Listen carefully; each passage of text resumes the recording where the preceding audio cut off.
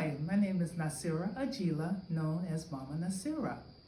I wanted to share this story about my great aunt, who was a very special woman.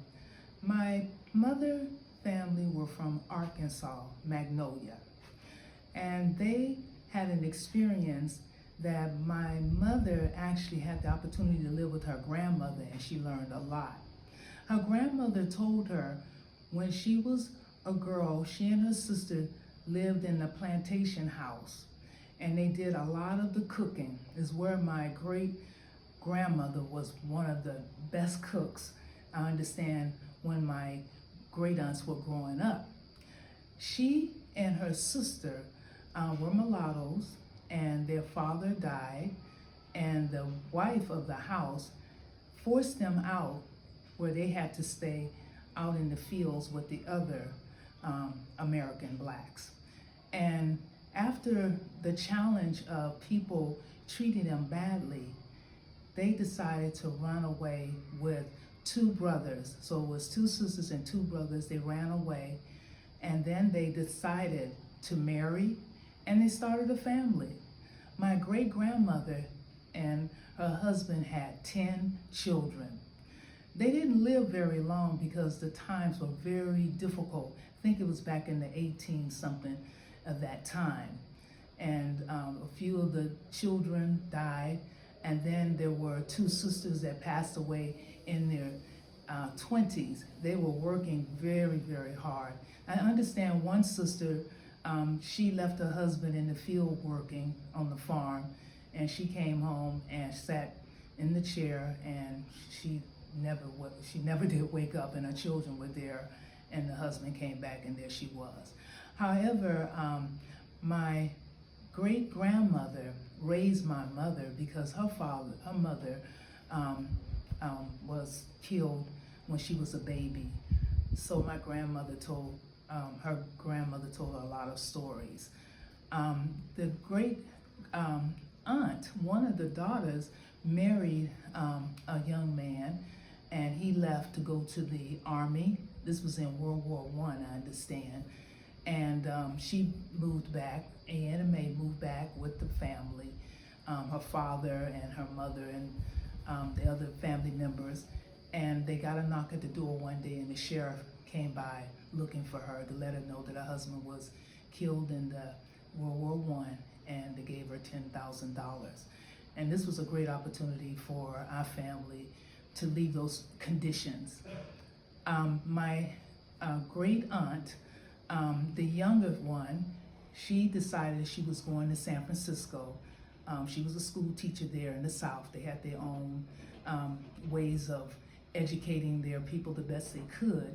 So she took my great-grandmother to San Francisco, and my great-grandfather had passed on. So this gave her an opportunity to live a new life in San Francisco, where they had lots of job opportunities. They were connected with Third Baptist Church at this time. This was back in probably the late 40s, early 50s. And then shortly after, my mother was living with the other aunt because my great-grandmother had gotten up in age, and she couldn't continue to raise my mother. So she stayed with the other aunt. Anna Mae is the one that I adore so much because she lived downstairs in our house.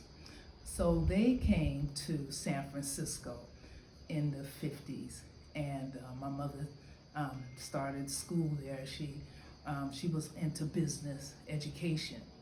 However, we lived in the Fillmore area, and we owned a house, and my mother said she wanted our great aunt to live downstairs, and she did. It was just wonderful. I learned all the cooking skills that I have.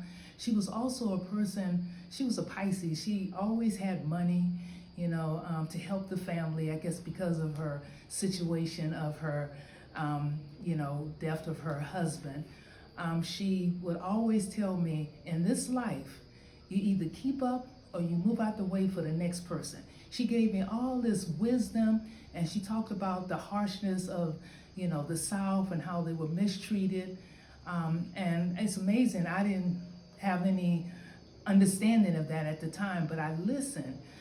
She also was a great cook because my great-grandmother was a wonderful cook. They baked cakes and pies, and they had big dinners.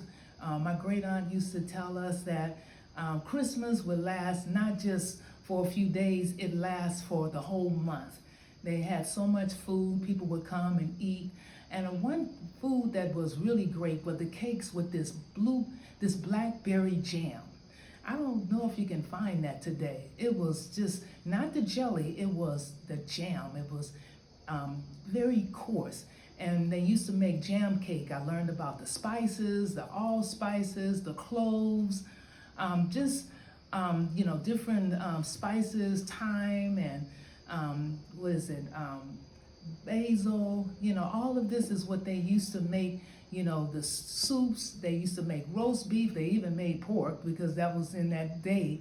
They used to make corn, casseroles, good dressings.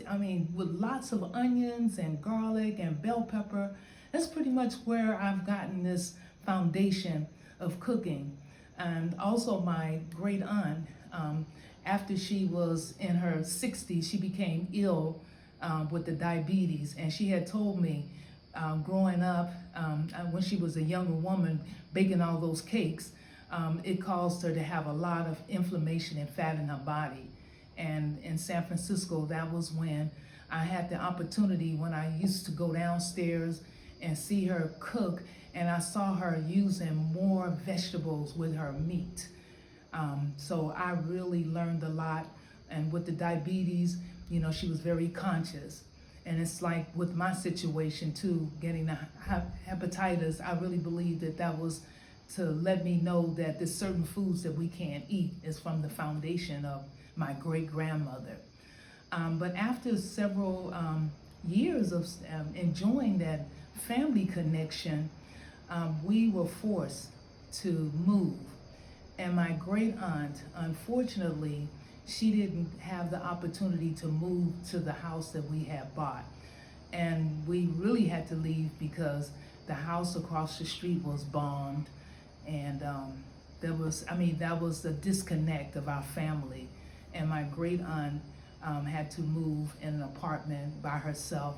And I can remember living quite a ways, and I didn't have the opportunity to see her very much because I was going to a new school and having a different experience.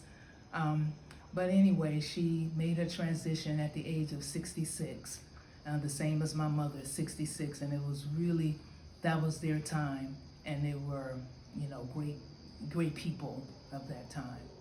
Thank you.